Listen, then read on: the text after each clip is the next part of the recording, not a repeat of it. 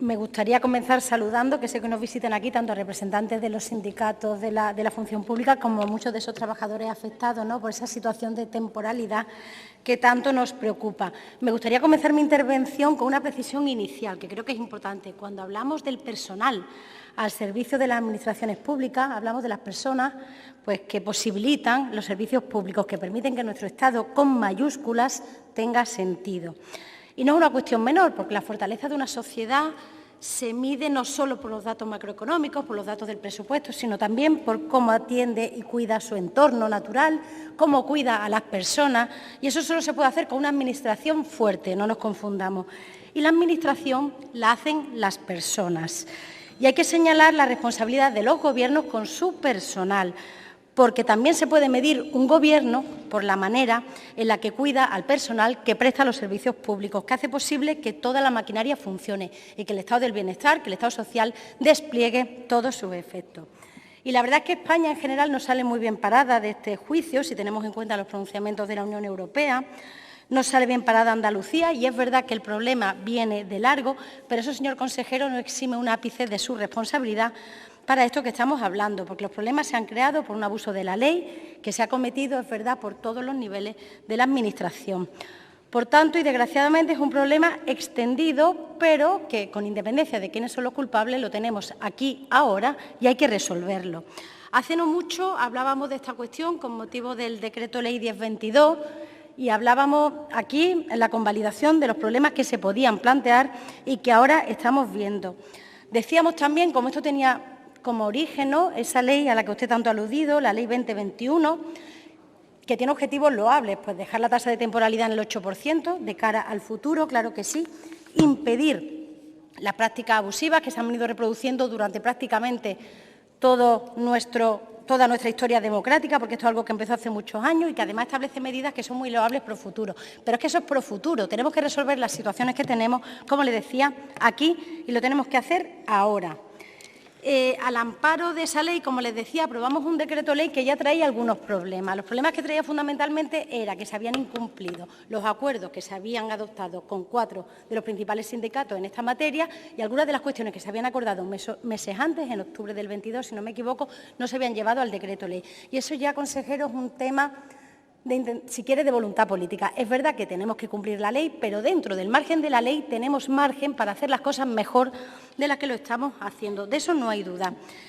¿En qué situación nos encontramos ahora? Bueno, nos encontramos con una situación que es difícil porque ha habido teóricamente 2 procesos de estabilización anteriores, que solo fueron uno, recordemos, 2017 y 2019, que desde el punto de vista de los efectos, de los objetivos conseguidos, fueron un auténtico fracaso. ¿Por qué? Porque de un total de 1.440 plazas llegaron a consolidarse únicamente 200 personas de todo eso. Ahí me parece que podríamos hablarse de cómo fueron los exámenes, tan difíciles que muchos quedaron vacantes, incluso para opositores que venían para ello. Sí, a día de hoy, además, y está bien mencionarlo, porque esto no es una pugna entre los opositores de carrera y las personas que prestan su servicio a la Administración, ya sea interina o con un contrato temporal. No es cierto y es una trampa llevarlo a ese terreno, señor consejero. No es verdad, porque tenemos, además, más de 900 personas a la espera de ocupar la plaza que pudieron aprobar en esa convocatoria 2017-2019. Ese problema hay que solucionarlo, porque tienen derecho a ocupar esa plaza. Y lo que no se nos puede decir es que se ponen unos derechos a otros porque tenemos una Administración raquítica que necesita más personal a su servicio. Por tanto, no tenemos por qué contraponerlo, porque es que me parece que es absolutamente no solo injusto, sino que me parece que es hacernos trampa. Decimos, ¿por qué tenemos esa situación? Pues porque hasta ahora hemos llegado aquí arrastrando los pies en esta situación. Yo creo que forzado, y no hay una intención real, me parece, se lo digo honestamente, de estabilizar a estas personas, porque si la hubiera, no tendríamos, los problemas existirían también en las diputaciones, en la Administración local y en la Administración instrumental. Sin embargo, donde está el grueso del problema es la Administración General de la Junta de Andalucía. Yo creo que ha faltado voluntad política, que se ha cumplido la ley a rastras, que cuando se ha hecho con unas pruebas tan difíciles que se ha hecho muy complicado que eso se pueda llegar. Pero ¿qué situación tenemos a día de hoy?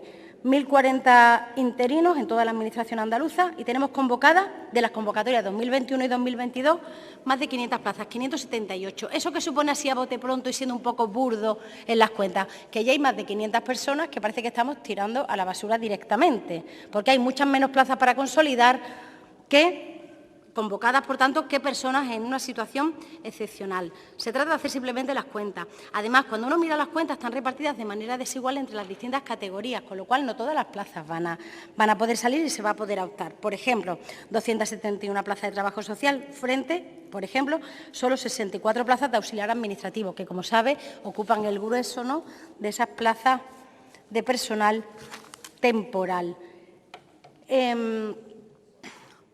Por tanto, es que hay personal temporal que no va a ver cómo su plaza se saca a concurso. Y mire, la Ley 2021 permitía convocar los concursos y los concursos de oposición en mejores condiciones de lo que se ha hecho. Porque se podía hacer por la vía del artículo 2. Y prueba de ello es que cuando se llega a un acuerdo con los sindicatos para llevar esas condiciones mejores para la estabilización del personal, que es lo que se persigue con estos procesos en definitiva, y se tienen que llevar al decreto ley, a última hora su Gobierno incumple la palabra dada con los sindicatos y no lo lleva, y lo hace en unas condiciones peores. Ahí hay intencionalidad política, eso no es un tema de cumplimiento de la ley. Y ahí usted, consejero, nos lo tiene que explicar, porque es que la verdad es que no se entiende. Es verdad que el decreto ley preveía una bolsa preferente, pero eso no lo puede poner como solución. Se requieren 15 años haberse presentado a las plazas y además tener una determinada nota en las pruebas de acceso. Eso es algo que va a dejar fuera, y lo sabe, a un montón de personas. Que, por cierto, ayer supimos que la bolsa se iba a abrir, pero como les decía, esto no es para nada una solución y además esa bolsa tiene fecha de caducidad. ¿Qué es la realidad? ¿Qué realidad tenemos? Que de esas 1.074 personas de las que estamos hablando, más de 700 tienen más de 50 años. La inmensa mayoría, además, son mujeres. Y cuando hablamos de personas, de funcionarios interinos, de laborales temporales, vamos a ponerle rostro. Hablamos de personas que llevan más de 10, más de 15, más de 30 años al servicio de la Administración, en puestos que muchas veces no han salido a concurso público. Y además, vamos a valorar lo que hacen, que no por haber aprobado una oposición vamos a denigrar la posición que hacen, que es que son personas muy cualificadas y preparadas y tenemos que pensar, si no está pensando en ellas, sí en la calidad de los servicios públicos que se prestan. Son personas que atesoran una enorme experiencia, muy valiosa para la Administración y de la que no podemos prescindir. En los próximos días, además, ¿qué vamos a asistir? ¿No? Pues al cese de 1.000 de ellos, pero repito, porque se han hecho procesos selectivos que no cumplían el fin que tenían que hacer. Porque si no, si se pretendía estabilizar y hemos llegado a esas cotas tan irrisorias, ¿realmente se pretendía ese fin?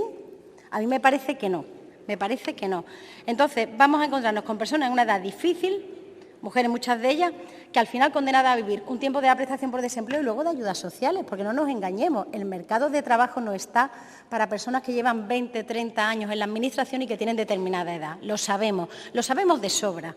Por tanto, ¿por qué no ponerles remedio? Y además, no podemos perder esa experiencia porque no podemos perder más manos, si es que nos faltan en la Administración pública. ¿Cuánto tardamos en conseguir el carnet de familia numerosa? ¿Cuánto tardamos en valorar la dependencia? ¿Cuánto tardamos en conseguir las ayudas del bono del alquiler joven? Hacen falta más personas. Por tanto, como le decía, es una falacia el tener que contraponer personal, funcionario de carrera que ha opositado y ha sacado su plaza, con este personal interino que parece que no hace nada, que han llegado por el morro y que están aquí y llevan muchos años prestando un servicio público que hay que agradecer y que hay que poner en valor. Por tanto, ¿qué soluciones tenemos ahora? Es verdad que jurídicamente hay pocas, pero yo estoy segura que con imaginación y tratando y hablando con los sindicatos se pueden hacer.